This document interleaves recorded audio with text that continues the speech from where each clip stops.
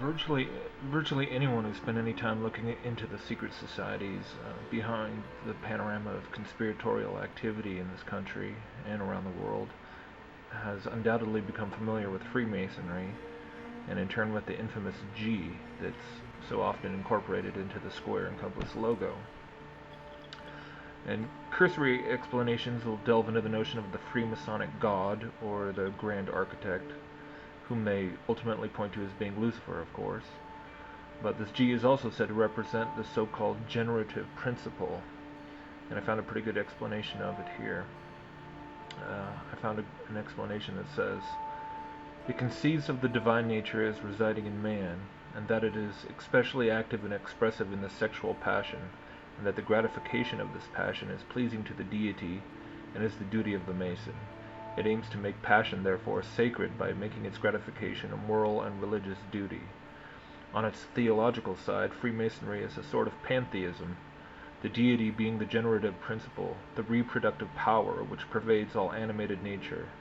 And as this power inheres in man, it is viewed as incarnate in humanity in toto, thus establishing man's union and unity with the divine nature.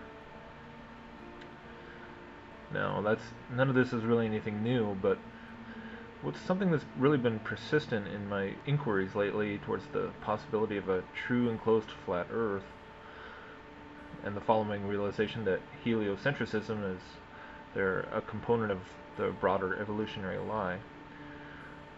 The more I think about all this, the more it very much seems to me that the whole NASA paradigm, if we could call it that, in many ways serves to essentially indoctrinate the masses not just with lies, but lies that are actually materialistic or scientistic versions of ancient occult or Luciferian doctrines. And the subject of Freemasonry is actually a pretty perfect example of helping us to comprehend this, because we can look at all the layers and levels or degrees of Masonry itself, and we can recognize how the lower entry-level degrees are really quite oblivious to the hardened satanic belief system that's propelling the entire thing. At the lower levels, they sincerely do just believe that they are part of some kind of altruistic, charitable fraternity, and at the same time, while they're in those stages, they're being presented with shallow, sort of hollowed-out explanations of the symbolism and the rituals that they're participating in. And if they continue to progress in the brotherhood, they will eventually become privy to the deeper meanings, quote unquote.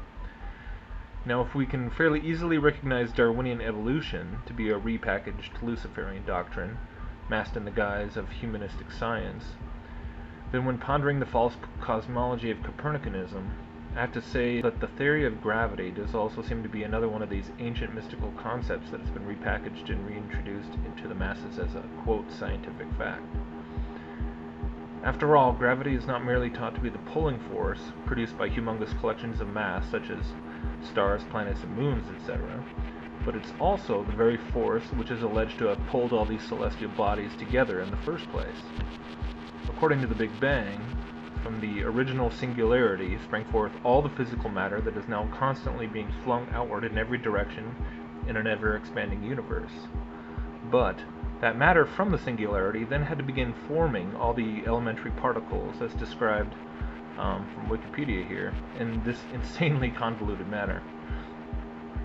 In the most common models, the universe was filled homogenously and isotropically with a very high energy density and huge temperatures and pressures that was very rapidly expanding and cooling. Approximately 10 to 37 seconds into the expansion, a phase transition caused a cosmic inflation during which the universe grew exponentially. After inflation stopped, the universe consisted of a quark gluon plasma, as well as all other elementary particles. Temperatures were so high that the random motions of particles were at relativistic speeds, and particle-antiparticle pairs and kinds were being continuously created and destroyed in collisions. At some point, an unknown reaction called baryogenesis violated the conservation of baryon number, leading to a very small excess of quarks and leptons over antiquarks and antileptons, of the order of 1 part in 30 million. This resulted in the predominance of matter over antimatter in the present universe. Of course, this is pure nonsense, but if you throw in enough impressive sounding words, then you can make it appear quite scientific indeed. First, the elementary particles somehow are formed in all the heat and from an explosion which occurs for who knows for what reason. Then those particles somehow form into atoms, and then the atoms form into various periodic elements, and then the elements into molecules, and so on and so forth. Evolution is without question a mystical belief system at its core. And so now in the context of flat Earth research and the knowledge that NASA is basically a Freemasonic institution, it's interesting, don't you think, to ponder that old G in the middle of the square compass in light of how evolution and gravity are more or less watered-down, materialized versions of what are really mystical, occult precepts. This whole idea is one that I'm continuing to explore on a number of fronts.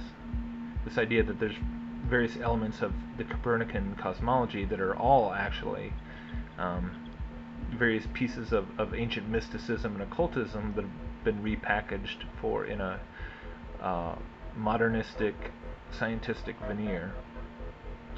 And so I also suspect that the whole subject of the planets is again sort of another example of the same sort of thing. So I'm going to have to do a video on that later.